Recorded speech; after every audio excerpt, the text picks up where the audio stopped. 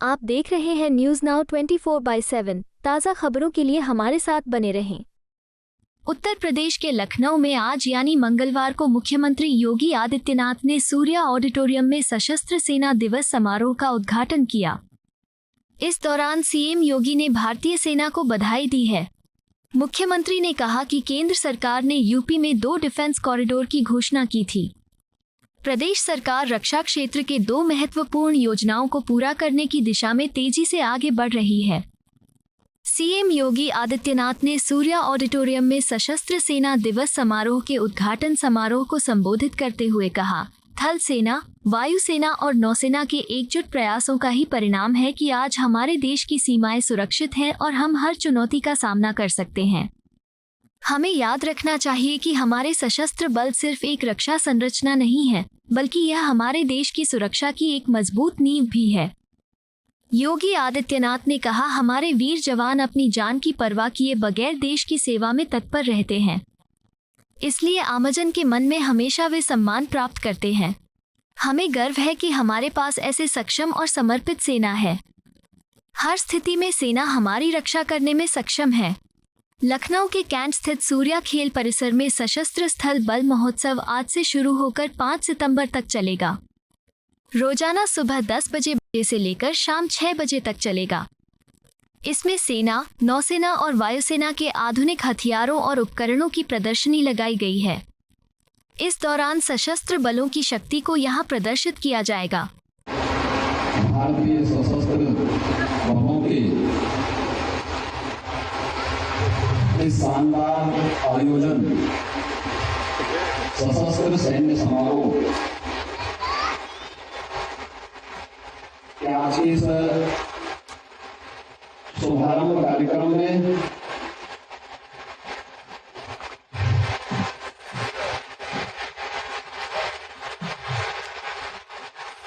इस पूरे समारोह आयोजन जिनके मार्गदर्शन में हुआ है, हमारे आर्मी कमांडर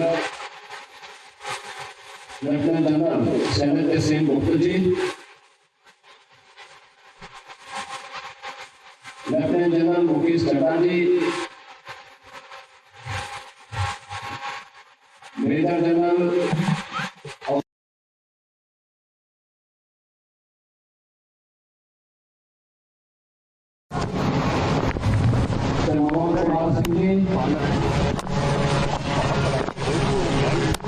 हमारे सशस्त्र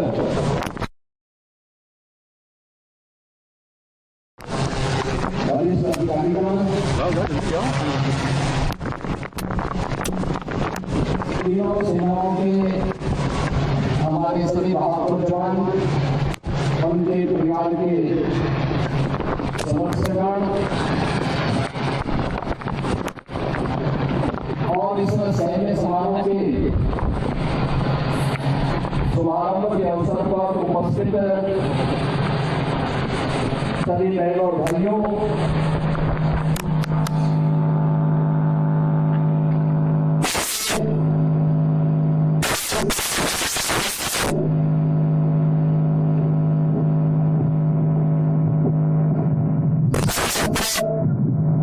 सैन्य समारोह के इस शुभारंभ के अवसर पर इस भव्य शो को देखने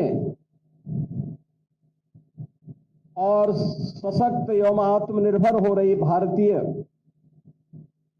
सशस्त्र बलों के इस प्रदर्शन से अत्यंत प्रसन्नता और गौरव की अनुभूति हुई है। मैं सबसे पहले इस समारोह में मुझे आमंत्रित करने के लिए माननीय रक्षा मंत्री जी का,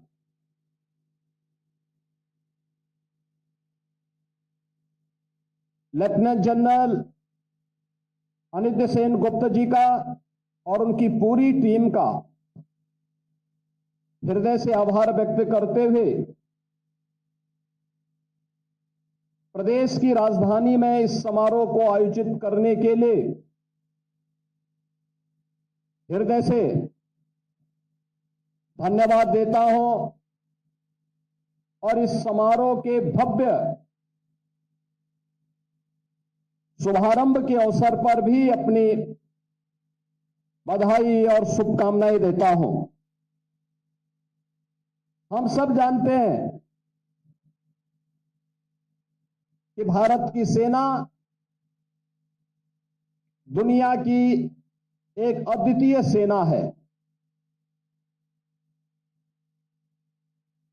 जिसने सदैव अपनी ताकत, अपने अनुशासन और तकनीकी क्षमता का लोहा न केवल दुश्मनों को मनवाया है, अपितु देश के अंदर भी सम और विषम दोनों स्थितियों में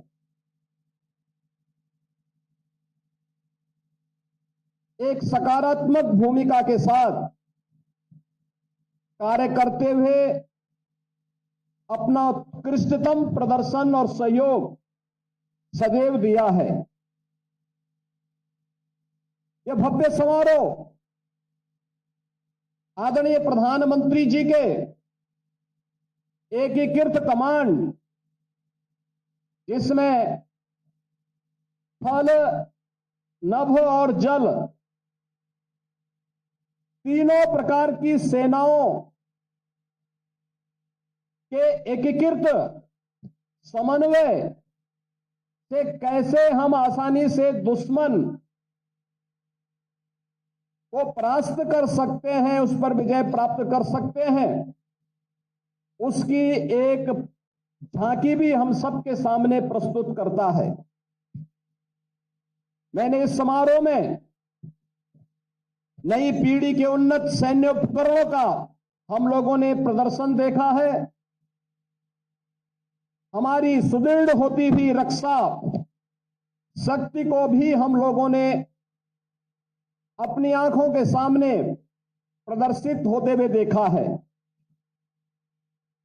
पैरा कमांडो का शौर्य, पूर्ण कार्रवाई, सेना के प्रशिक्षित श्वान दस्ते का अद्वितीय प्रदर्शन और घुड़सवार दल का भी उत्कृष्ट ट्रेनिंग हम लोगों ने जहां यहां देखा है, वहीं आधुनिकतम कॉम्बैट ड्रोन और स्वार्म ड्रोन की ताकत, यह आज हमारी सेना को दुनिया की एक पेशेवर दक्षता का प्रतीक बनाती है। इस कार्यक्रम में तीनों सेनाओं द्वारा ज्वाइंटमैनशिप और इंटीग्रेशन के माध्यम से जो बेहतरीन तालमेल का समन्वय प्रस्तुत किया गया है, वह हमारी सैन्य बलों की बढ़ती हुई सैन्य ताकत के साथ ही राष्ट्रीय सुरक्षा ढांचे के प्रति 140 करोड़ भारतवासी को आश्वस्त भी करती है। थल सेना, वायुसेना और नौसेना के एकजुट होकर कार्य करने का यह परिणाम है कि आज हमारे देश की सीमाएं सुरक्षित हैं और हम हर चुनौती का मुकाबला कर सकते हैं। हमें याद रखना चाहिए कि हमारे सशस्त्र बल केवल एक रक्षा ढांचा मात्र नहीं, बल्कि यह हमारी राष्ट्र की सुरक्षा की एक मजबूत नींव भी है। हमारे वीर जवान